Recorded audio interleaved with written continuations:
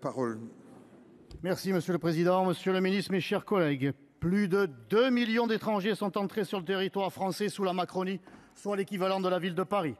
Selon l'Observatoire de l'immigration et de la démographie, entre 700 000 et 900 000 clandestins vivent sur notre sol. C'est l'équivalent de la population de Marseille et 95% des OQTF ne sont pas exécutés. 423 000 clandestins bénéficient de l'aide médicale d'État. C'est près de 20 000 bénéficiaires supplémentaires en seulement 6 mois. Cela nous coûte 1,2 milliard d'euros par an. Selon l'Assemblée des départements de France, il y aurait plus de 40 000 prétendus mineurs non accompagnés pour un coût annuel moyen de 50 000 euros par mineur, un coût de 2 milliards d'euros par an à la charge du contribuable français. Par ailleurs, selon l'INSEE, sur les 2 600 000 Algériens vivant sur notre sol, 42% sont chômeurs ou inactifs, tout en bénéficiant de la panoplie des aides sociales dont ils ne sont pas contributeurs. Alors que la France n'est plus un Eldorado mais un radeau, l'immigration coûte selon l'OCDE 35 milliards d'euros aux finances publiques françaises chaque année, soit l'équivalent du double des économies de la réforme des retraites réalisées jusqu'en 2027. Cette immigration a également un coût sécuritaire effarant. Les étrangers représentent 10% de la population totale de la France, mais 25% de la population carcérale et sont responsables de 50% de la délinquance et de la criminalité. La réalité est encore plus scandaleuse car ces chiffres ne prennent pas en compte les binationaux qui, comme Mohamed Merah, a assassiné des enfants juifs parce que juifs et des soldats français parce que français.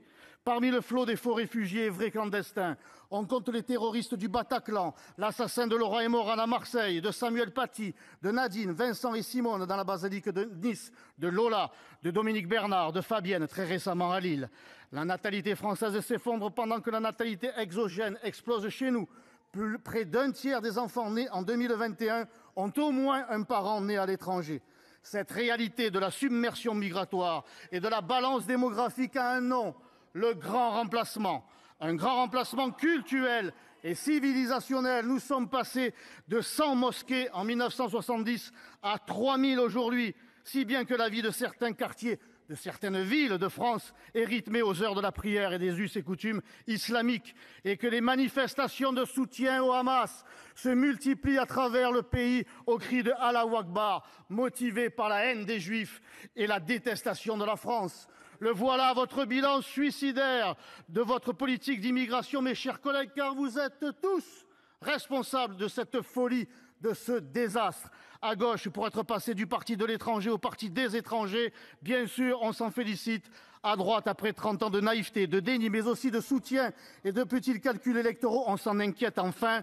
Alors plutôt que de vouloir sauver les apparences, je vous conjure de sauver la France. Ce sont les Français eux-mêmes qui vous le demandent. Alors mes chers collègues, j'en appelle à votre courage et à l'union. Ensemble, faisons de cette 30e loi sur l'immigration la première et unique loi sur la non-immigration pour que vive la France française dans une Europe européenne.